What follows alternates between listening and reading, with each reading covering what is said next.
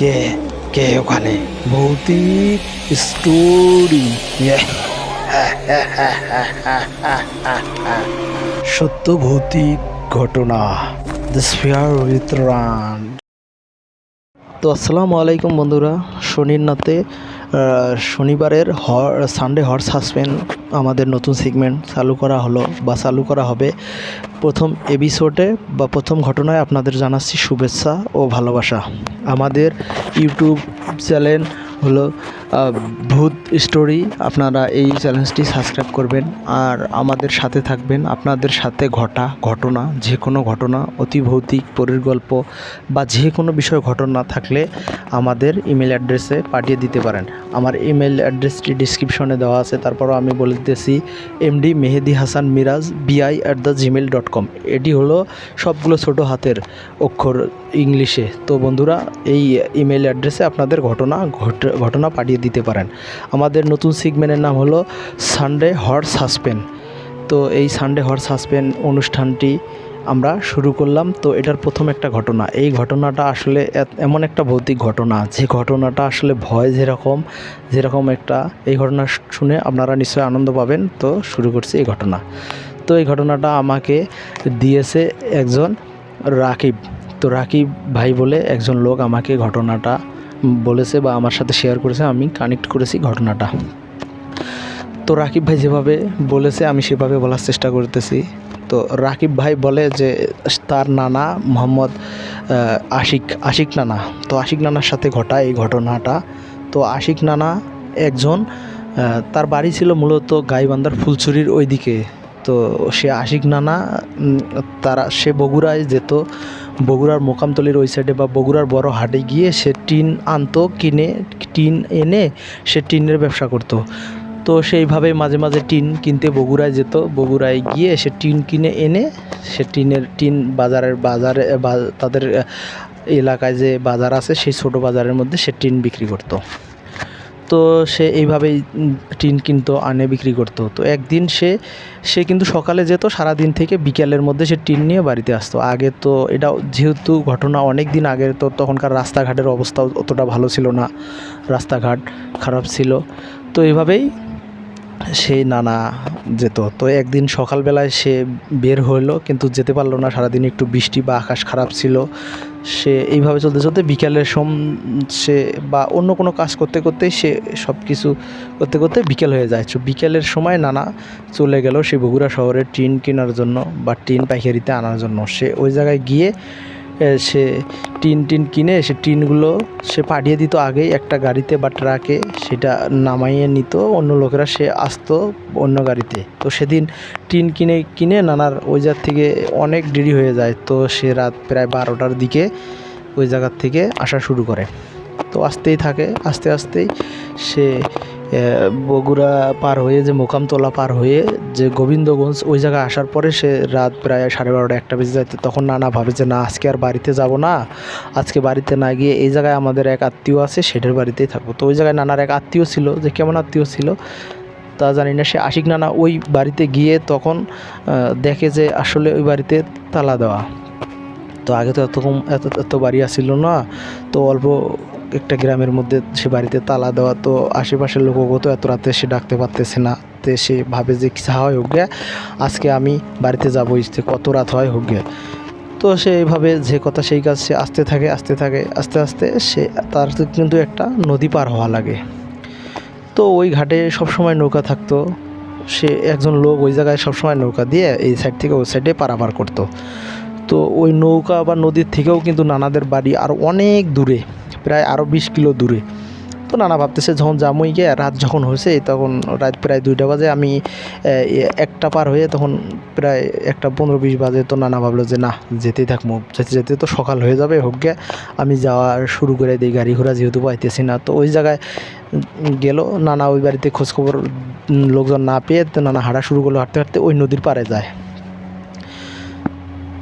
তো গিয়ে নানা ভাবে যে এই জায়গা তো নৌকা আছে, তো লোকও তো নিশ্চয়ই আছে। তো ওই লোকটা কি করতো, যখন সন্ধ্যার বা রাত 10টা বা 9টা পর্যন্ত লোক সে নৌকা নিয়ে ওই লোকজন পার করে দিত, আর বাকি সময় সে মাছ ধরতো। তো এইভাবে মাছ ধরার জন্য হয়তো সে গিয়েছে, সে যা দেখে যে ওই জায়গায় নাই লোকটা।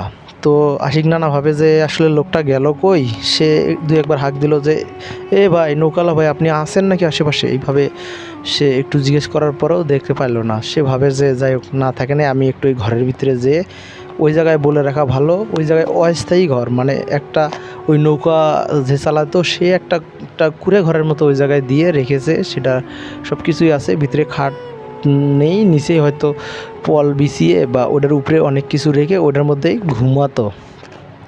তো নানা ভাবে যে আসুক, হয়তো ওই দিক গেছে কোনো দিক নৌকা নিয়ে আসুক, আমি এটার মধ্যে একটু বসি। তো ভিতরে গিয়ে নানা দরজাটা যে ঘরের যে দরজাটা থাকে সেই দরজাটা সে বন্ধ করে তো ওইটার মধ্যে বসে আছে। তো বসে থাকার পরে নানা কতক্ষণ, অল্প কিছুক্ষণ বসে আছে। তো থাকার পরে নানা শোনে যে দরজার মধ্যে এসে কেউ ডাকতেছে। তো ওই মাঝির নাম ছিল নয়ন মাঝি। তো এসে দরজার মধ্যে কে জানি জোরে জোরে দরজা ঠেলতেছে আর বলতেছে, এ নয়ন, তুই এই জায়গায় আসিস নাকি রে। তো নয়ন বলে যে আসলে সে বলে যে এই জায়গা, এইভাবে বলতে বলতে সে দরজার মধ্যে এসে কেউ একজন ধাক্কা দিতেছে আর নাম ধরে ডাকতেছে। তো নানা শুনতেছে যে অনেক দূর থেকে ডাকতেছে, কিন্তু দরজা ধাক্কা দিতেছে। সে ভাবে যে কে এটা এত রাত্রে নাম ধরে ডাকতেছে নয়নের, আবার দরজা ধাক্কা দিতেছে। তো সে ওই জায়গার থেকেই একটু দরজার ফাঁক দিয়ে দেখে, বা পাটকাঠির বেড়া ছিল সেগুলা একটু ফাঁক করে দেখে যে অনেক দূর বিলের ওই সাইড থেকে, এক সাইডে নদী আর এক সাইডে একটা বিলের ওই জায়গার থেকে একটা বড় একটা হাত উঠে এসেছে।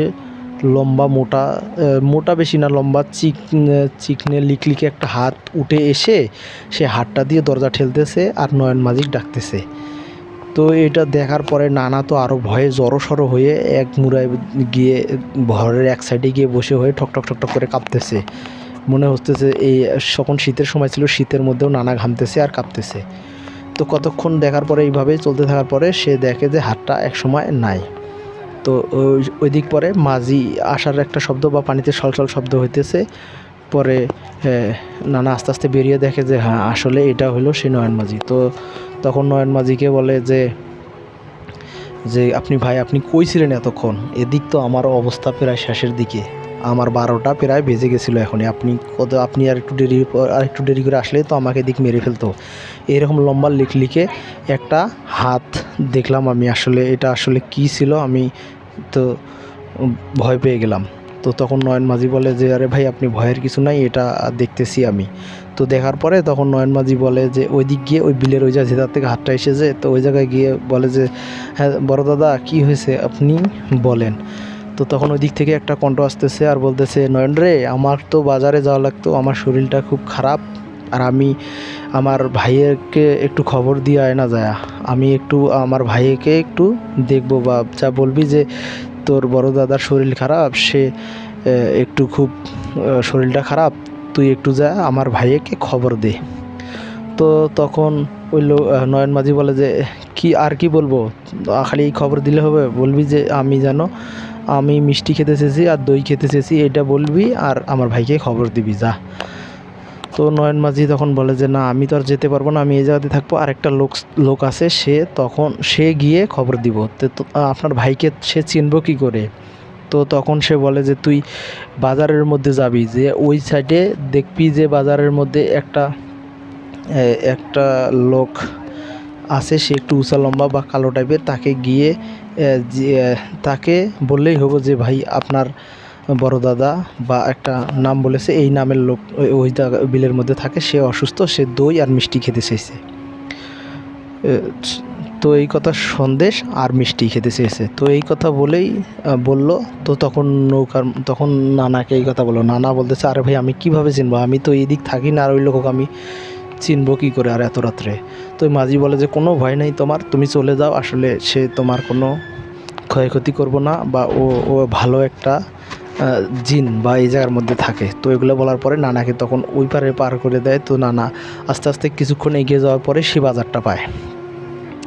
তো বাজারটার মধ্যে গিয়ে আসলে তখন দেখে যে ওই জায়গার এক সাইডে বাজারের মধ্যে অনেক মানুষ জুনুস বা অনেক ওই জায়গার মধ্যে মাছ টাছ বিক্রি হইতেছে বা অনেক কিছু বিক্রি হইতেছে। তো ও তখন নানাকে যে ডিরেকশন দিয়েছে বা ওই যে ওই যে বড় দাদা যে লোকটার কথা কয়েছে সে সরাসরি সেই লোকটাকেই আসলে দেখতে পারে নানা, আশিক নানা। তো আশিক নানা গিয়ে বলে যে ভাইজান, আপনার তো বড় ভাই বা বড় দাদা অনেক অসুস্থ, আপনাকে দেখা করতে বলেছে আর আপনাকে মিষ্টি আর সন্দেশ নিয়ে যেতে বলেছে আর দই নিয়ে যেতে বলেছে। তো এই কথা বলার পরে সে তখন এসে যায়, এসে যেতে তাকে নিয়ে আসে। সে এসে একটা মিষ্টির দোকানও খোলা পায়, কিন্তু এত রাতে এত কিছু হইতেছে সে ভাবতেছে আসলে এত রাত্রে দোকানপাট খোলা, এত রাতে তো সে ভাবে যে সাধারণ সে কিন্তু জানে না যে এগুলা আসলে জিন, ওগুলো আসলে সব জিন ছিল, সে কখনোই ভাবতেই পারেনি। তো ওই লোক নিয়ে মিষ্টির দোকানত যায়, সাধারণভাবে মিষ্টি কিনে 2 কোটি দই সন্দেশ কিনে, এরম করে 2 কোটি করে অনেক কিছু কিনে সে ওই লোকটা তখন আশিক নানাকে বলে আপনি আগে আগে যান, আমি পিছে পিছে যাই। তো ওগুলো নিয়ে আশিক নানা আগে আগে ওই লোকটা পিছে পিছে আসছে। তো আসার পরে ওই সাইড থেকেই তখন সে বলতেছে যে আপনি এই জায়গায় থাকেন, আমি নৌকা পার হয়ে যাই। তে সে দেখলো যে ওই জায়গাতে আসার পরে সেই ওই অবয়বটা বা নানার সাথে যে লোকটা এসেছে বাজার থেকে, সে পা লম্বা করে দিয়ে এক পাও নদীর ওই সাইডে দিল আর এক পাও এই সাইডে দিয়ে এক সাইডে দাঁড়িয়ে আছে। আবার এই সাইড থেকে সে ওই বুকে মাথাটা নিয়ে আবার এই সাইড থেকে পাওটা নিয়ে উমরা এইভাবে নদী পার হয়ে গেল। তো এটা দেখার পরে নানার তো অবস্থা বিজায় খারাপ, সে মনে হচ্ছে যে এক্ষুনি অজ্ঞান হয়ে পড়বে, নাহলে সে মারা যাবে। তার বুক ধুকধুক করতেছে, তার পুরা শরীর একবারে ভয়ে নিস্তেজ হয়ে গেছে। তো কতক্ষণ পরে সে মাঝি এসে আবার নানাকে ওই সাইড থেকে এই সাইডে পার করে আনার পরে সে ঘরের মধ্যে গিয়ে এগুলা মাঝিকে বলে। তো মাঝি বলে যে আশিক ভাই, আপনি ভয় পেন না, আসলে এরা কোনো খারাপ জিন না, এই বড় দাদার শরীর অসুস্থ, ওই জন্য তার ছোটো ভাইকে সে খবর দিয়েছে, আপনি তার ছোটো ভাইকে ডাকে নিয়ে এসেছেন, তার বড় ভাই তো বেশি অসুস্থ, ওই জন্য সে এইভাবে পার হয়েছে, আপনি ভয় পাওয়ার কিছু নেই, আপনি এই জায়গায় থাকেন। তো এই জায়গার মধ্যে থাকতে থাকতে তো তখন তার ওই বড় দাদার যে ছোটো ভাই তখন তার সাথে গিয়ে অনেকক্ষণ কথাবার্তা করার পরে তখন ওই জায়গার থেকেই বড় দাদা বলে, কিরে নয়ন, তো তুই ডাক দিয়েছিস, আমার ভাই এসেছে এবং অনেক কিছু নিয়ে, তো তোর সামনে সাথে যে ছেলেটা সেকে বল জানি আমাদের দেখে বা আমাকে ভাইয়ে দেখে আসলে ভয় পেয়ে থাকলেও সে যেন ভয় না পায়, আসলে আমার ভাই একটু তাড়াতাড়ি এসেছে তো ওই জন্য ওইভাবে নদী পার হয়েছে, সে যেন ভয় না পায়। আর তোরা কি কিছু খাইছিস?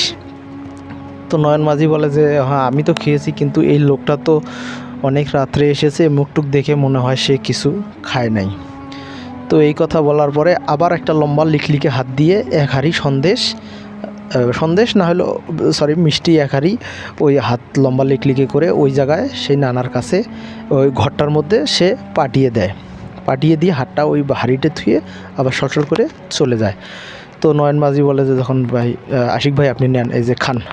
তো তারা আশিক ভাই আসলে খাইতে চাইতেছিল না, সে মনে করছিল যে এগুলা জিনের খাবার, আসলে কোনো সমস্যা হবে না। তো তখন নয়ন মাঝি বলে যে আরে ভাই না, কোনো সমস্যা হবে না, দেখলেন না আপনার সামনেই তো দোকান থেকে মিষ্টি কিনে আনলো, এরা আসলে ভালো জিন, এরা কখনো মানুষের কোনো ক্ষতি করে না, এরা কোনো সমস্যা করবে না, আপনি নিশ্চিন্তে এই মিষ্টি খেতে পারেন। তো দুজন মিলে সেদিন মিষ্টি খায়। তো ওইভাবেই তাদের গল্প গুজব করতে তাদের নানার ভয় অনেক কমিয়ে গেছিলো আসলে। তখন এগুলা দেখার পরে তখন আস্তে আস্তে সে ফজর হয়ে যায়, ফজর হওয়ার পরে সে মাঝি তাকে নৌকা পার করে দিয়ে সে বাড়িতে চলে আসে। তো ঘটনাটা এতটুকুই। তো বন্ধুরা, আসলে আমাদের এই ঘটনাটা শুনে আপনাদের কাছে কেমন লাগলো? নিশ্চয়ই আপনাদের কাছে ভালো লেগেছে। তো এরকম অতিভৌতিক যে কোনো ঘটনা থাকলে আপনারা পাঠিয়ে দিতে পারেন আমার ইমেল অ্যাড্রেসে। আমার ইমেল অ্যাড্রেস হচ্ছে mdmehedyhasanmiraj@gmail.com। ডিসক্রিপশনেও আমাদের ইমেল অ্যাড্রেস দেওয়া আছে। আপনারা যদি আপনার নাম বা এই ছদ্মনামও ব্যবহার করতে পারেন, নাম গ্রাম না লিখেও বলতে পারেন, সমস্যা নেই। আপনারা যেভাবে বলবেন আপনাদের ঘটনা আমরা সেভাবেই প্রচার করব। তো বন্ধুরা, আমাদের এই সানডে হর সাসপেন্স এই অনুষ্ঠানটি শুরু করা হলো ভৌতিক স্টোরি ইউটিউব চ্যানেলে। তো আমাদের সপ্তাহে এখন 3টি করে অনুষ্ঠান হবে। তো এই অনুষ্ঠানগুলো আপনাদের কেমন লাগতেছে? তো ভালো লাগলে আপনারা কমেন্টে জানান আর লাইক দিবেন অবশ্যই, চ্যানেলটা সাবস্ক্রাইব তো করবেনই, আর আপনাদের সাথে ঘটা ঘটনাও আপনারা পাঠিয়ে দিতে পারেন। আপনারা শেয়ার করতে পারেন আপনাদের অনেক বন্ধুবান্ধবের সাথে, তারাও ঘটনাগুলো শুনে মজা পাবে আর চ্যানেল সাবস্ক্রাইব করবে, এটাই বিনীত অনুরোধ। তো বন্ধুরা, আজকের মতো এতটুকুই। সবাই ভালো থাকুন। আসসালামু আলাইকুম।